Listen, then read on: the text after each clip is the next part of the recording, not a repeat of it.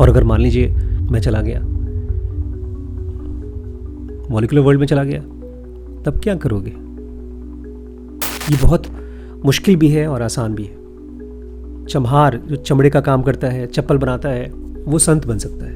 आप कह रहे हैं जेल में, मेरे जेल में एक शीशा लगा दो, जेल के बाथरूम में गीजर लगा दो, तब मैं बिलीव करूंगा कि मैं जेल से छूटकर बाहर आ सकता हूँ। How can I make a choice? Because you didn't come here to make the choice. You've already made it.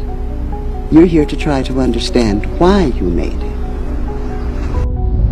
नमस्कार दोस्तों, स्वागत है आपका इस सीरीज़ में जिसका नाम है ज़ेनोगी spiritual path.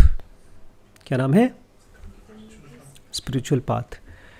Spiritual masters physically भी अवेलेबल हैं और नॉन फिज़िकली तो हमेशा अवेलेबल हैं, और अलग अलग ग्रेड्स के।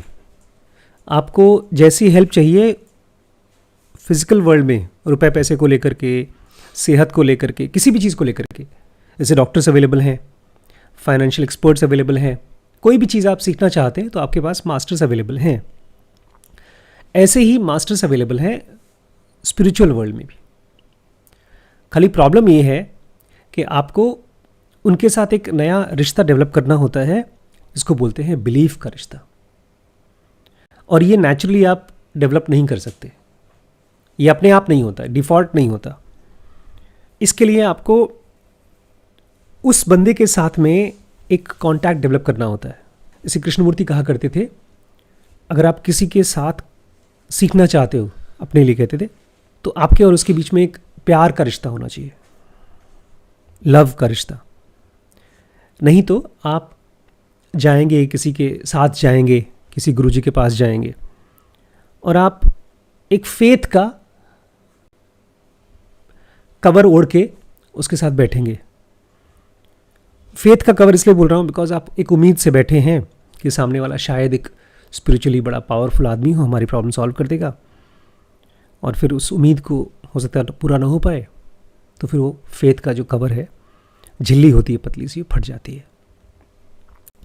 बिलीफ का जो फोर्स होता है वो बीज की तरह होता है। जब उसको आप थोड़ा सा पानी देते हैं तो स्प्राउट करता है, फिर और पानी और खाद मिलता है तो वो थोड़ा सा और बड़ा होता है, उसके अंदर से और जड़ निकलती हैं, और फिर धीमे धीमे अगर आप उसको खेती करते रहें तो पूरा बड़ा पौधा, पेड़ बन जाता है और फल देता है। तो बिलीफ में आपको सामने वाले को, चाहे वो कितना भी पावरफुल इंसान हो, स्पिरिचुअली या मटीरियली, आपको काम करना होता है। वो तो हेल्प करने को तैयार है ही, लेकिन काम किसको करना होता है? आपको। तो क्या काम करेंगे कि आपको बिलीव करने का मन करे एक स्पिरिचुअल इंसान के ऊपर या स्क्रिप्चर के ऊपर? क्या कर सकते हैं?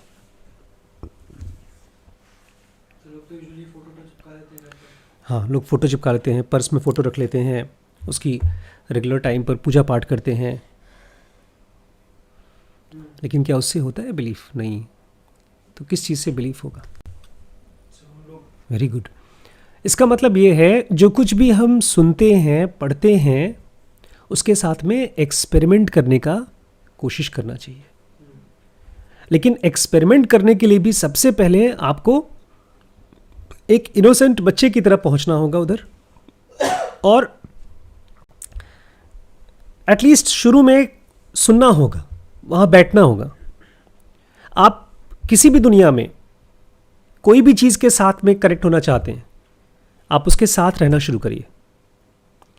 अब मान लीजिए कोई बिजनेस की बड़ी मुश्किल बुक पढ़ना चाहते हैं, उसके साथ रहिए, अपने पास रखिए उसको। आप कोई सामान खरीदना चाहते हैं, आपका बड़ा मन है कि मैं करोड़पति आदमी बन जाऊं और मेरे पास एक रोल्स रॉयस कार हो, तो आप उस कार की एक फ़ोटो निकाल करके अपने पास रखिए, उसको देखिए, अपने को बताइए कि उसका रेट क्या है, और फिर उसके ऊपर अपना दिमाग लगाना शुरू करिए। जैसे ही आपके अंदर में लगाव डेवलप होगा तो बिलीफ हिच बदलना शुरू हो जाएगा, बिलीफ आना शुरू हो जाएगा। एक चीज़ और ध्यान रखिएगा, हम लोगों के साथ ये ऑलरेडी काम भी करता है। जब लोग कोई प्रचार दिखाते हैं, टीवी ऐड दिखाते हैं, और हम उसको अनकॉन्शियसली पसंद करना शुरू कर देते हैं, उसके बारे में बात करते हैं, हम कहते हैं कि जब हमारे पास पैसा आएगा तो हम यही खरीदेंगे, तो हमें उस प्रोडक्ट के ऊपर पहले से ही विश्वास होना शुरू हो गया। इसी चीज़ को आपको कॉन्शियसली करना है। ब्रांड की जगह पर स्क्रिप्चर्स को, मास्टर्स को रखना है। ये बहुत मुश्किल भी है और आसान भी है। एक चम्हार जो चमड़े का काम करता है, चप्पल बनाता है, वो संत बन सकता है। एक डाकू वाल्मीकि एक ऋषि बन सकता है। वो खूनी थे, पता है ना, और उनके लिए भगवान का नाम लेना बड़ा मुश्किल था, तो क्या बोलते थे? मरा मरा। और उन्होंने पूरी की पूरी रामायण पता है कैसे लिखी है? होने से पहले लिख दी थी। और उनको ये इंट्यूशन हो गया था इस रामायण में उनका बड़ा इंपॉर्टेंट पार्ट है। इसलिए लास्ट में जब भगवान राम के 2 बच्चे हुए तो किसके आश्रम में बड़े हुए? वाल्मीकि आश्रम में बड़े हुए। कुछ लोग तो ये भी कहते हैं, पता नहीं क्या सच है, कि भगवान राम के आने के कुछ 100 साल पहले लिख दिया गया था ये। जो भी हो, इसमें एक रियलिटी तो है कि कोई भी आदमी पोयम जब लिखता है, कविता लिखता है, अच्छी कहानी लिखता है, स्क्रिप्चर लिखता है, you need to be receptive. नहीं तो पोयम कहाँ से आएगी? हम और आप पोयम लिखने की कोशिश करें, एक अच्छी फिल्म की स्टोरी लिखने की कोशिश करें, नहीं होता। तो एटलीस्ट वाल्मीकि का दिमाग एक रिसेप्टिव माइंड था। तो अवतार can help you only if you have crossed the belief hitch. और मेरे साथ यही हुआ था। जिस दिन मेरे हाथ में ज़ेनोगा नाम की किताब आई थी, अचानक से बिलीफ आ गया था उसके ऊपर। एटलीस्ट इतना बिलीफ आया कि मैं पूरी किताब पढ़ लूँ। यही चीज़ मेरे अंदर में अब आया है बिजनेस की बुक्स के लिए। नेटवर्क इफेक्ट है या स्टार्टअप कोड है। जब तक आपको बिलीफ नहीं होगा तब तक आप उसको एक्सपेरिमेंट भी कहाँ करोगे? और आप लोगों को क्या समझ में आया? बिलीफ होना चाहिए। शुरू से बिलीफ कहाँ रहेगा? कैसे बिलीफ आएगा? और अगर मान लीजिए सुनाने वाला कोई है ही नहीं, मैं चला गया, जैसे शिरीष गया है हॉस्टल, मैं चला गया कहीं, या मॉलिक्यूलर वर्ल्ड में चला गया, तब क्या करोगे?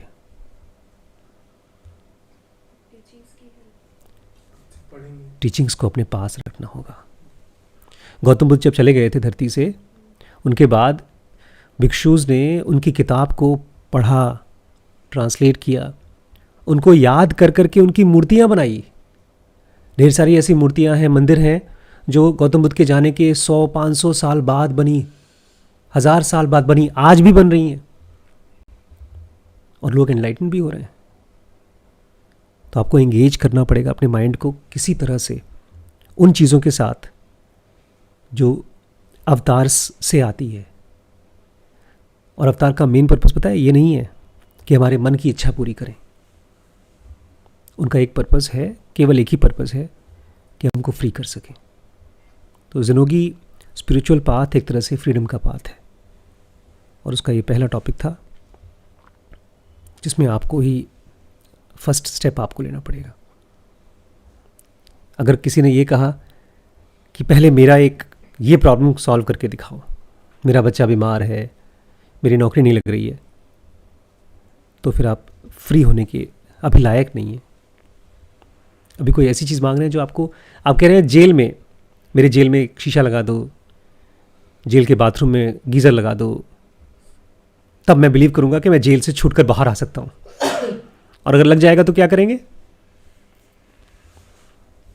सोफा ले आओ जेल में, शादी करवा दो जेल के अंदर। तो ये था फर्स्ट टॉपिक। मैं चाहता हूं आप लोग कल इस पे कम से कम 15-20 मिनट काम करिए।